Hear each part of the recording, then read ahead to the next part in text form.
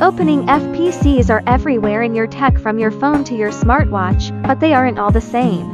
Let's break down the key differences between single layer, double layer, and multi-layer FPCs in just over a minute.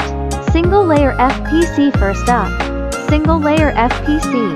It's the simplest type, only one side has copper circuits, while the other is just a plain flexible base like polyimide. Because of its simple design, it's thin, lightweight.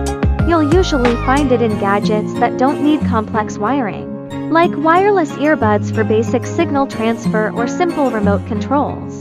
Double layer FPC. Next is double layer FPC.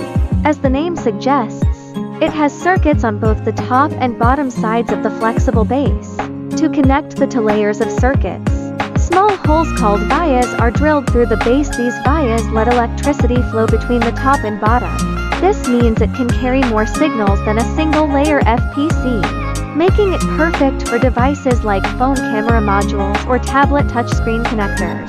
Multi-layer FPC, and theirs is multi-layer FPC, the most advanced type.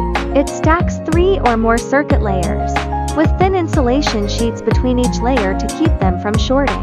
Instead of just basic vias, it uses blind vias which only reach the surface layer, not all the way through, and buried vias hidden between inner layers to connect different circuit layers. It's designed for complex, high-performance devices that need lots of wiring in a small space. Think foldable phone hinges, drone flight controllers, or medical devices like heart monitors.